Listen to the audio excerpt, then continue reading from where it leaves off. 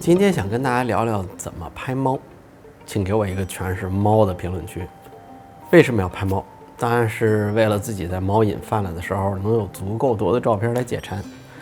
不瞒你说啊，自己在出差没有网络的路上，只是靠刷手机里边猫的照片来度日，自己对着屏幕在那傻笑啊，每天都想让家人给我拍点猫的照片发过来。要是我们一家三口一起出门，那最有共鸣的话题就是想猫了。怎么拍出一张耐看的猫的照片？我有5条经验来跟大家分享。欢迎收看《采风摄影生活大志》，我是大马猫本。第一条经验，选个顺手的焦距。我拍猫并不是说想得到一张受人赞誉的作品，铲屎官眼里只有自己家的那头猪是最漂亮的。拍猫呢，就是想把猫和人和猫和环境那种放松自然的状态记录下来，所以镜头选对了，才不会让自己手忙脚乱。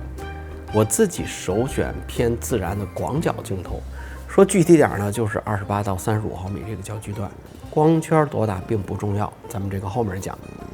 拍猫呢，就别拿中焦大光圈来折磨自己了，中焦视角过窄，懂猫的朋友都知道。猫怎么可能会按照你的指令让它好好待着？反正我们家这个啊，只要你端起来相机对着它超过5秒钟，它肯定就过来蹭。别老粘着我呀，急死我了！根本没法拍，即使运气好，拍到了，那画面上基本上只有主体，而没有交代环境和背景。那词儿怎么说来着？没有情绪价值。再说，如果没有好的光线去加持的话，那就很容易是一张鸡肋的照片。28到35这个焦距段的镜头，它的最佳拍摄距离其实就是人和猫之间的真实的接触的距离，也就是说在1臂的这个距离上。怼近一点呢，可以拍摄猫咪的大头的特写；侧后一点呢，可以拍全身，就是那种它在你身边的这种真实感。这个绝对不是说中长焦镜头那种从远处的窥视感的镜头能带给你的。从结果来看，广角显萌，长焦变猪。当然了，猫的特写肯定也是要的，猫是特别优雅的生物，无时无刻都是把自己清理得干干净净。各位猫足控、猫下巴颏控、猫鼻猫眼控，想拍摄干净细致的细节，那就需要一支接近人眼透视的镜头，大概就是65到85毫米。那这种镜头观感就跟你盯着它看那感觉是一样的。你看，广角传递的是情绪，中焦描绘的是现实。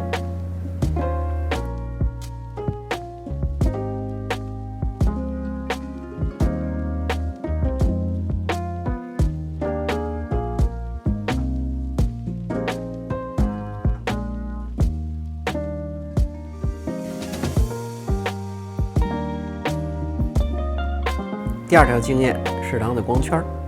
人有各种颜值，有好拍的，有不好拍的。我觉得猫呢也是有比较上相的，比如像大橘，还有像梨花这种轮廓比较清晰、五官比较立体的，都觉得算是比较好拍。大光圈拍猫，别总幻想说用迷幻的背景来突出主体。其实拍猫用大光圈产生的副作用，它的害处远远大于它的好处，根源就是景深过浅。人脸和猫脸按比例来说，猫比人更立体。从成像的画质来讲，大光圈前景深只会让焦外的猫毛糊成一片，显得杂乱没有质感。焦点呢，更可能是不知所云。从捕捉瞬间来讲，过浅的景深呢，让对焦的难度和失误率陡增。拍摄者需要花更长的时间确认对焦是否准确，这样对焦的操作变得十分的冗长，非常不利于捕捉精彩的瞬间。反而为了拍摄所谓的虚化而失去了一张照片最重要的就是瞬间。所以说光圈一定要节制， F5.6 甚至 F8 都是比较合适的，既能得到锐利的画面，又能有适当虚化的背景，把家里乱七八糟的背景自然虚化一下。如果你想追求一下大光圈梦幻的虚幻感的话，拍猫半身特写我觉得 F4 就已经不小了，您自己试试吧。效果立现，切记节制的使用光圈才是一个成熟摄影师的标志。其实想想也挺有意思的啊，网上一大堆的无脑吹大光圈怎么用，但是害得我还得花时间告诉大家怎么收敛的使用光圈，这怎么话说的？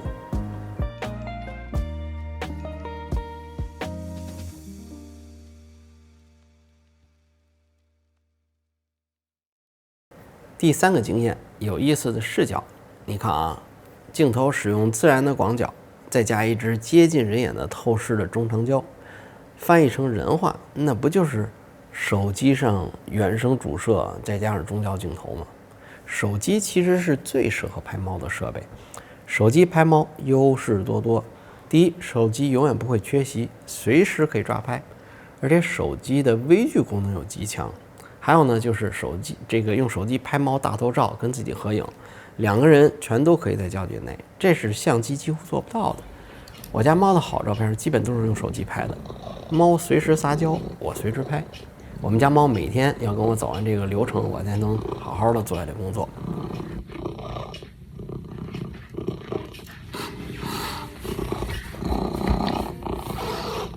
跟您分享2个很出片的视角。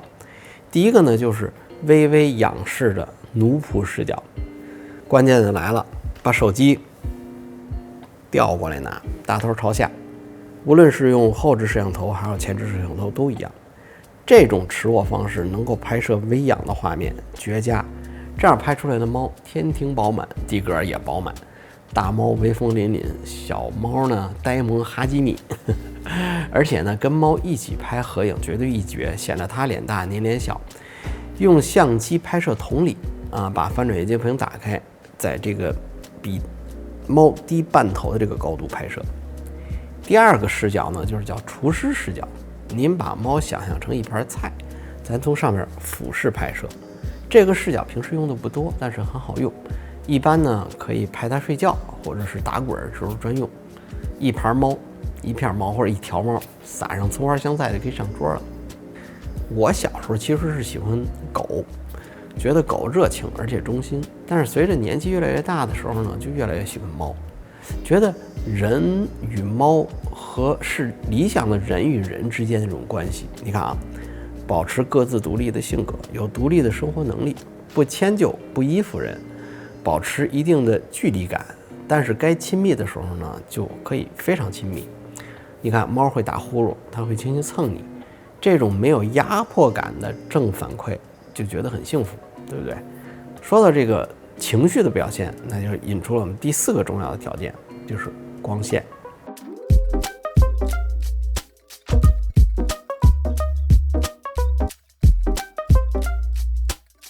第4个，理想的光线。有好光线，照片就成功了一大半。猫喜欢晒太阳，但是拍猫的光线一定不能太强，否则猫的瞳孔呢就会成一小缝，看起来就不萌了。柔软均匀的光线最好，这种光线其实很容易得到，而且都是免费的。比如像阴郁的天空，或者这种带纱帘的落地窗。如果晚上屋里暗的话，别直接开灯，而是把旁边的房间打开，这个房间的灯打开，用其他房间漫射过来的光来补光。其实显示器也是极好的光源，把电脑或者 iPad 屏幕亮度开得大一点，打开一张白纸作为桌面，把它作为给猫脸补光的光源。拍猫脸特写的话，眼睛里边最好一点点反光，让猫看起来特别有精神。制作眼神光的光源，切记不要直接开灯啊，只要猫脸前方有任何光源都可以，因为猫的眼睛是反射很好的这个反射体，任何光源都能反射成这个漂亮的眼神光。我看过有些不少人在拍猫的时候会用玩具去挑逗它，让猫看摄影师想看的地方。我一般不太喜欢这样做，因为我更喜欢看它自然松弛的状态，而不是那种专注紧张的神情样子。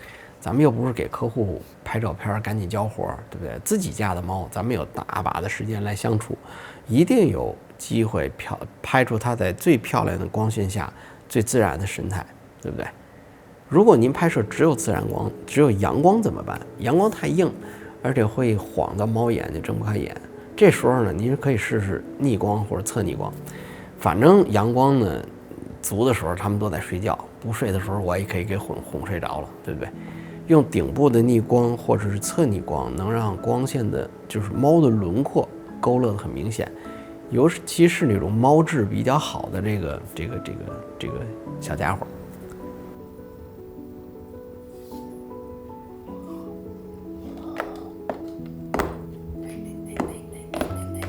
第5条，能用就行的快门速度。有些人说拍猫的快门速度一定要高，防止画面模糊。但是在现实拍摄中呢，这话对，但是也不对。首先说，没有真正的抓拍，对于所有瞬间的捕捉，都是基于对猫的习性的了解而做出判断，观察它的行为习惯。就像我们家这个吃东西的时候，它喜欢用左手，对不对？所以我就得到右边抢机位。它睡觉的时候肯定要翻身，那胡子要是往前动的话，就是要打哈欠，对不对？现在的相机都有镜头防抖，也有机身防抖。光线环境不够的话，您就大胆的提升 ISO， 只要不是20年前的老单反，现在相机 ISO 3200、6400随便用。ISO 开足、曝光充足的照片的观感，远远好于曝光不足但是后期提亮的照片。而且现在不是有降噪软件嘛，效果都是非常好的。只要不是说拍那种挑起来捕食、窜出那种动作，250分之一秒或者500分之一秒快门速度基本上够用，对不对？何必为难一只家猫呢？对不对？也别为难自己。真要是说想拍摄这种跳跃玩耍的画面，那不如直接拍视频。照片胜在于它易于保存和传播，但是视频更像是给自己的一个时空的胶囊。关于什么时候拍摄视频，什么时候拍摄照片，我之前做过一期节目，您可以返回去看看。对了拍猫视频的时候一定注意收音，那个打呼噜的声音，还有你发现在它没有防备的时候，你轻轻碰一下它，它从喉咙里发出那个声音，绝对是养猫人最有收获感的这个正反馈。真的，没有声音，再好的戏也出不来。好了，今天呢就跟大家分享了一些拍猫的经验，希望看到大家的猫的照片放在评论区里边。其实再多的所谓的技术也比不过多拍来的实在。猫能陪伴我们的时间也就这10几年，我们一点点看着它长大，看着它成熟，看着它变胖发福，然后眼看着它衰老。希望各位家的猫健康长寿，能够尽可能长时间的陪伴我们。好了，也感谢大家陪伴我们这期内容，我是大猫猫们，咱们下期再见。